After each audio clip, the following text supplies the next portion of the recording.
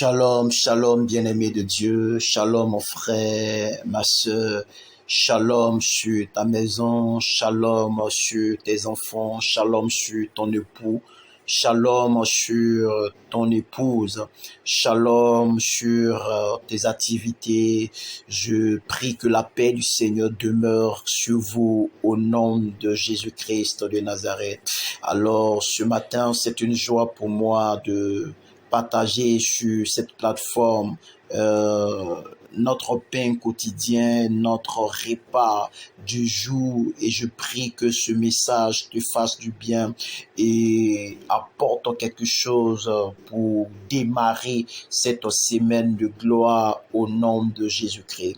Je suis le pasteur Athanase de l'église Rehoboth de Plateau pour le pain quotidien.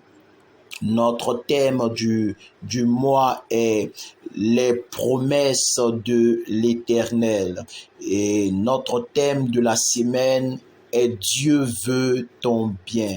Dieu veut ton bien. Waouh, quelle parole du Seigneur, quelle parole, quel puissant thème. Je veux dire à une personne que sache que Dieu veut ton bien.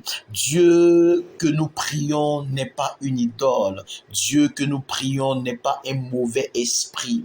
Dieu que nous prions n'est pas un autel quelconque de notre famille. Dieu que nous prions n'est pas ces adorations de nos parents, mais le Dieu que nous prions est Dieu et il est le créateur des cieux et de la terre. Notre Dieu n'est pas seulement que notre Dieu, mais notre Dieu est capable de se démontrer dans la dimension de paix. Alors, s'il est Père, il connaît aussi nos besoins et il veut notre bien. Je ne sais pas par quoi est-ce que tu passes présentement et je ne sais pas quels sont tes défis actuels, mais je suis venu te dire ce matin que Dieu veut ton bien. Cette situation ne va pas te tuer. Cette situation ne va pas t'ôter la vie. Ce mal va forcément guérir. Je ne sais pas ce par quoi tu es en train de passer, quelles sont les difficultés, quel est le désert affreux par lequel tu es en train de passer. Je ne sais pas quel est le feu que tu es en train de traverser, mais je suis venu te dire aujourd'hui, en ce premier jour de la semaine, que Dieu, il veut ton bien. Dieu veut ton bien. La Bible déclare que tout concourt au bien de celui qui aime Dieu. Et parce que tu aimes Dieu, sache que Dieu veut ton bien et il est en train de faire des choses, de créer des circonstances afin de pouvoir provoquer un miracle dans ta vie parce que Dieu, il désire ton bien au nom de Jésus-Christ de Nazareth. Amen. Philippiens, le chapitre 4. Parce que notre thème du jour est la prospérité. Notre Dieu est un Dieu prospère et Dieu veut que ses enfants prospèrent. Il dit dans le livre de 3 Jean que je souhaite que tu prospères à tous égards, comme prospère l'état de ton âme. Alors Dieu désire que ses enfants prospèrent. Dieu ne veut pas que nous soyons dans le manque. Dieu ne veut pas que nous soyons dans la disette. Dieu ne veut pas que nous soyons dans la pauvreté. Dieu ne veut pas que nous soyons dans des situations embarrassantes. Mais Dieu veut notre bien et Dieu désire notre prospérité. C'est pourquoi il est dit en Philippiens, le chapitre 4, le verset 19, l'apôtre Paul est en train de parler aux Philippiens en leur disant « Et mon Dieu pourvoira à tous vos besoins selon sa richesse avec gloire en Jésus-Christ. » Je reprends ce texte. « Et mon Dieu pourvoira à tous vos besoins selon sa richesse avec gloire en Jésus-Christ de Nazareth. Notre Dieu, sur la base de ce texte, ne va pas seulement que pourvoir à une partie de tes besoins, à une partie de tes attentes, mais la Bible dit qu'il va pourvoir à tous tes besoins parce que il est Dieu et il est capable de voir tout ce par quoi tu passes, toutes les difficultés par lesquelles tu passes.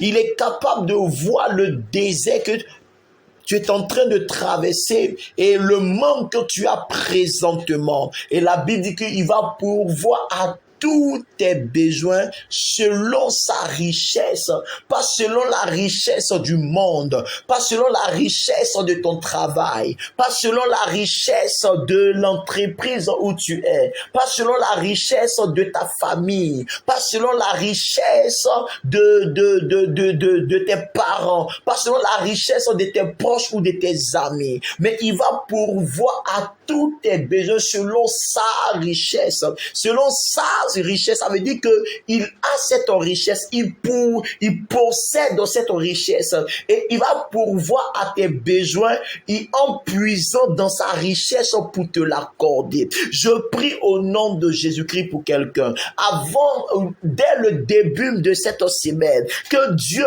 puise dans sa richesse pour combler tous tes besoins, que Dieu puise dans sa richesse pour combler tous tes besoins. Je veux te dire que tu n'as pas de problème, tu n'as que des besoins. En ce moment, ce qui te manque n'est qu'un besoin. Et Dieu va puiser dans sa richesse, dans sa bénédiction, dans son bon trésor. Et il va combler tous tes besoins au nom de Jésus-Christ de Nazareth. Avant la fin de cette année, l'Éternel va pourvoir à tous tes besoins au nom de Jésus-Christ. C'est pourquoi David peut dire dans le psaume, le chapitre 23, que l'Éternel est mon berger, je ne manquerai de rien.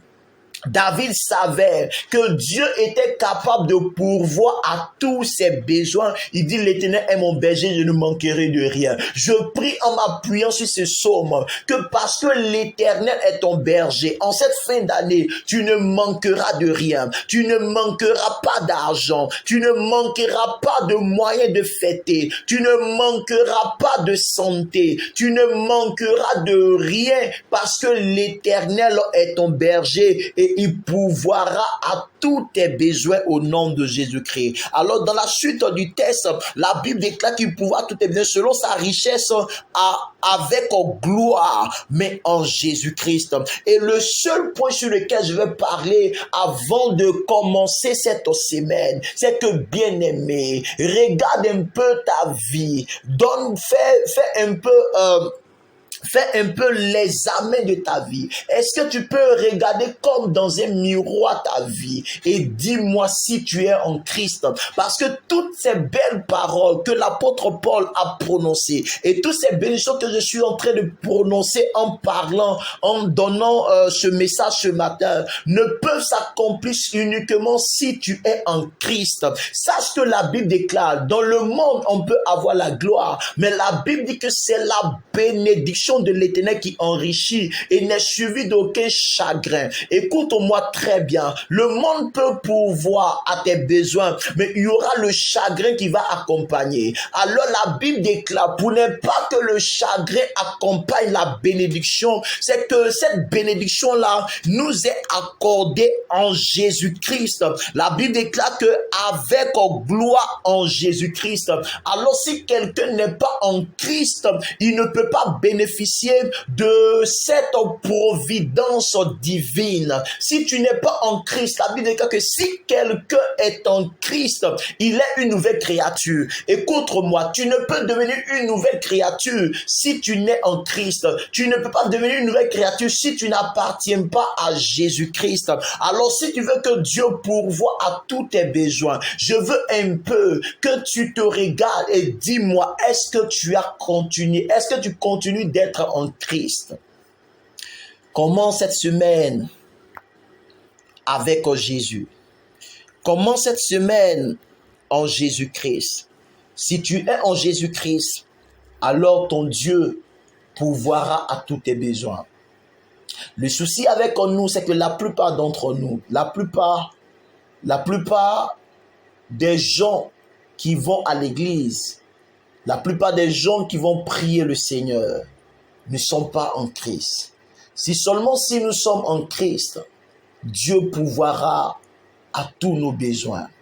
Alors je veux inviter quelqu'un. Je sais qu'il y a longtemps que nous allons à l'église, que nous prions.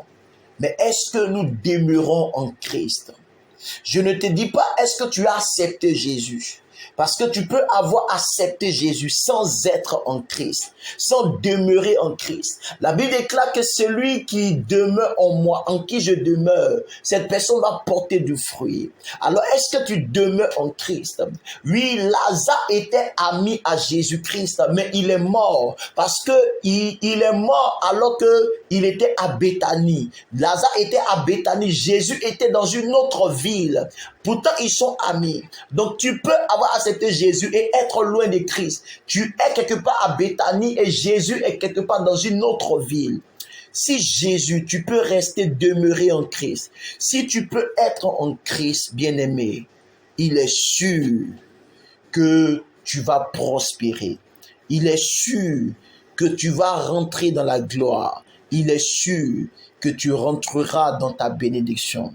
Alors je fais une prière pour nous ce matin. Saint-Esprit de Dieu, aide-nous à demeurer en Christ. La Bible déclare que c'est en toi que nous avons la vie, le mouvement et l'être. Éternel notre Père et notre Dieu, donne-nous de demeurer en Christ. Tu as dit que tu pourvoiras à tous nos besoins selon ta richesse avec gloire en Jésus-Christ. Aide-nous, Seigneur, à rester, à demeurer en Jésus-Christ, afin que chacun de nous puisse expérimenter cette prospérité. Au nom de Jésus-Christ de Nazareth. Amen.